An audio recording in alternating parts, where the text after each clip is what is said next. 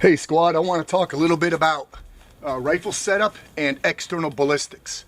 Alright, so first off, when it comes to rifle setup, there's a lot of different options out there and it's pretty personal. Now, I'm pretty meat and potatoes. I like just straight up holographic sights. You know, I do have variables, and I've got ACOG, which is a great freaking sight. If you've got an ACOG, you want to cover that monofilament with a piece of tape so that way you could adjust the amount of light you're taking in or letting out, and that way you reduce the amount of blooming.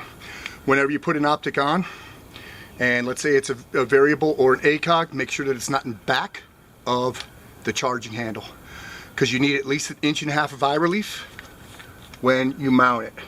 So if it's too far back, it's going to bash you in your eyeball and you're not going to be able to hold the rifle right. It's pretty self-correcting. Stock always extended too. Another good optic is a Aimpoint Comp MC AAA battery, long ass lifetime, and pretty good little durable sight. Doesn't take up a lot of real estate and very tough. My optimum setup is Aimpoint T2 with Aimpoint 3x multiplier. I love this guy. The dot is perfectly round and it sets inside of a B8 bullet at 100 yards. It's a beautiful round dot. And then I also like BCM 14.5 inch KMR. Something about sights when you put them on your rifle and they're loose, make sure they're forward of that play before you crank them down, and then mark your upper and the base of that optic, so that way if you need to take it off, you can put it back on in the same place and retain zero. If you have a battery powered optic, make sure that you have flip up irons, and metal versus plastic, metal's always better. And then of course, Sling Ding is nothing more than a modular monopod. I could mount to a vehicle and such and maintain a rock steady position. All right, now, zeroing. When we zero, we need to have at least a knuckle dragger version understanding of external ballistics. Knuckle dragger version. So we have line of sight and line of bore. What does the round start to do as soon as it leaves the muzzle?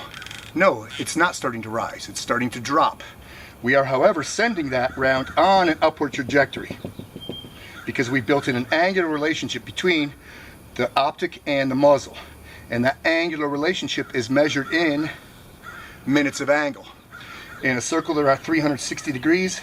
If we were to take out one of those degrees, it's broken down into 60 increments. And one of those increments is a minute of angle. And a minute of angle is a minute of angle all the way out to infinity. Roughly, a minute of angle equals 1 inch at 100 yards. I know it's 1.0471963. It's roughly 1 inch at 100 yards.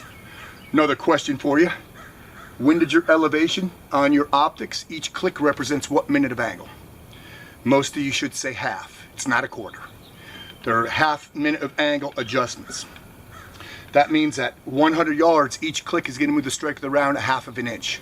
The confusion comes in because we typically zero starting at 50.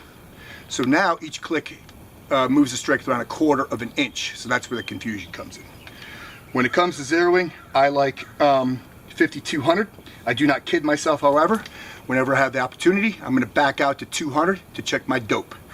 One of the reasons I like this is because from 0 all the way out to 225, I am either below or above the line of sight about 1.5 inches, which mitigates my having to concern myself with offset. Put the dot there, let the hammer fall, bagage. Simple as that. So gravity has the #1 effect, adverse effect on external ballistics. The next thing that has the biggest adverse effect is wind. So if that's our line of sight, wind this way perpendicular to our line of sight is called a full value wind. Half value wind, 0 value wind. Good rule of thumb for for AR is a full value wind at 10 knots is going to push the strike of the round about 5 inches at 200 yards. So keep that in mind. The next thing, gravity, wind is temperature. For every 20 degrees rise or fall in temperature, you're going to gain or lose a minute. And that math is pretty freaking accurate. So just real down and dirty on external ballistics and rifle setup.